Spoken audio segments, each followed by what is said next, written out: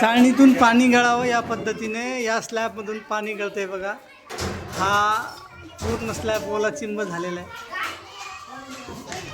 गेली 2-4 वर्षापासून हा स्लॅब गळतोय म्हटल्यावर यामधले जे तारं आहेत ते तारंसुद्धा या स्लॅबचं वजन तोलू शकतील का ही शंका आहे. आणि हा एक वर्ग आहे. जर असे बेंच ओले असतील तर कसं पोरांचं शिक्षणामध्ये ध्यान लागणार आहे, कसे पोरं शिकतील.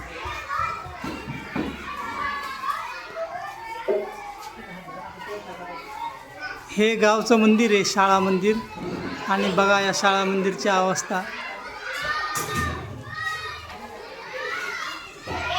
पालकांना गुणवत्तेची अपेक्षा आहे आणि नक्कीच त्यांनी करायला पाहिजे. गुणवत्ता हा शिक्षणाचा मूळ हेतू आहे.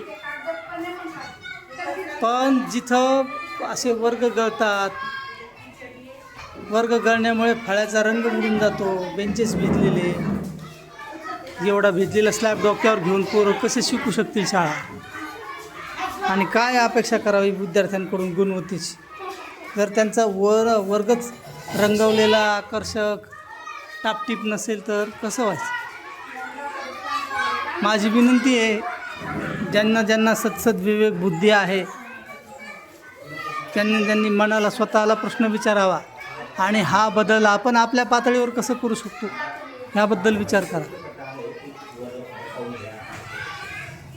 शासन काय देईल नाही देईल तो नंतरचा विषय राहिला, पण आपल्याला शाळेसाठी उभा राहणारे लोक, शाळेसाठी काहीतरी योगदान देणारे लोक हवेत.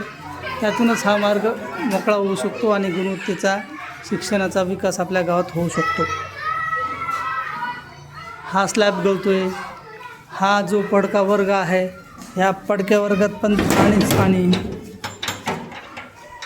याच्यामधून पण पाणी टपकतं आहे. हा वर्ग आपण कायमचा बंद केला. पोरांना बसायला वर्ग चांगले असतील तर गुणवत्ता विकास होणार ना.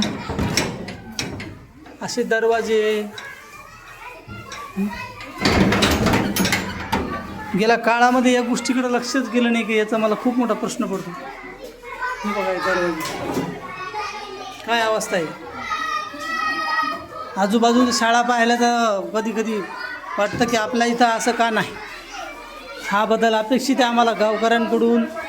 कुठून तरी NGO शोधू, एखादा कुठं जे कोणी डोनर असेल त्यांना शोधू, पण हा बदल अपेक्षित आहे आम्हाला. भिजलेल्या वर्गात कसं बसायचं.